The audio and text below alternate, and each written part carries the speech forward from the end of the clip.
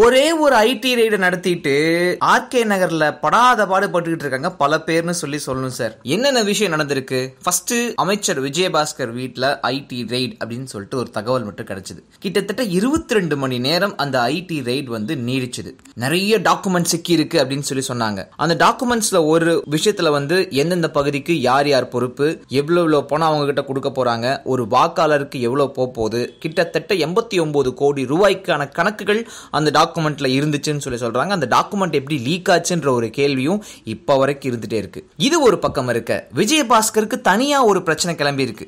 என்னன்னு பாத்தீங்கன்னா, அந்த டாக்குமெண்ட்ல வந்து இவருக்கு இவ்வளவு பணம் கொடுக்கப்பட்டது நவம்பர் 1ஆம் தேதின்னு சொல்லி ஒரு விஷயம் இருக்குங்க. கவர்மெண்ட் டாக்டர் பாலாஜி அவர்களுக்கு on instructions from HM given 5 lakh அப்படின்னு சொல்லிட்டு ஒரு லைன் வருது. இந்த விஷயம் எதுக்குன்னு சொல்லி பாத்தீங்கன்னா, அரவக்குறிச்சி, தஞ்சாவூர், திருப்பரங்குன்றம் தொகுதிகளில் வந்து இடைத்தேர்தலுக்கு அதிமுக வேட்பாளர்கள் வேட்புமனு தாக்கல் செஞ்சிருந்தாங்க.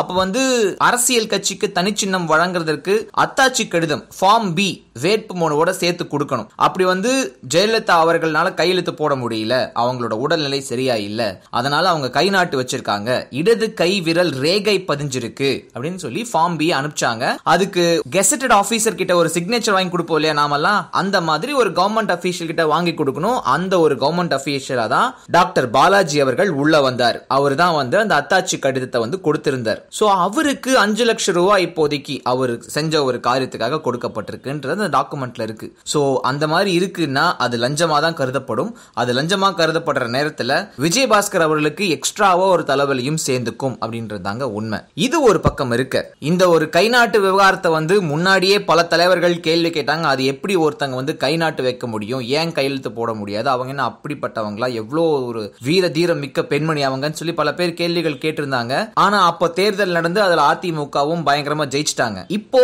தன்னோட பதவியும் பறி கொடுக்கறதுக்கான வாய்ப்பு அமைச்சர் விஜயபாஸ்கர் அவர்களுக்கு இந்த ஒரு டாக்குமெண்ட் மூலமா உருவாகி இருக்குன்னு சொல்லுங்க. கிடைச்ச கேப்ப நாம நழுவ விடக்கூடாது அப்படின்றதுல திமுகவும் தற்போதைக்கு குறியா இருக்காங்கன்னு சொல்லணும். ஏன்னா திரு ஸ்டாலின் அவர்கள் கொடுத்திருக்கிற ஸ்டேட்மெண்ட் அதுதான் வந்து நிரூபிக்குது.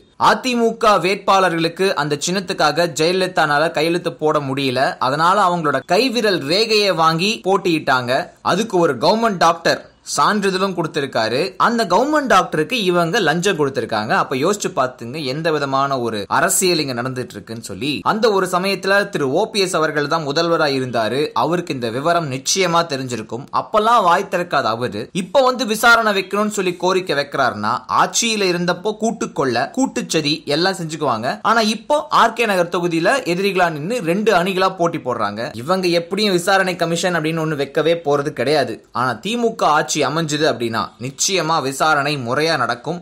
அப்ப 2 அணியும் விசாரிக்கப்படும் அப்படின்றத அழுத்தம் திருத்தமா தெரிவிச்சுக்கிறேன்னு சொல்லி ஸ்டாலின் சொல்லியிருக்காரு. ஆனந்தராஜை இந்த நேரத்தில் நான் பாராட்டணும். எனக்கு ஒரே தலைவிதான் என்ற சொன்ன விந்தியாவை நான் பாராட்டி தான் ஆகணும். அந்த தைரியம் எனக்கு இல்லை.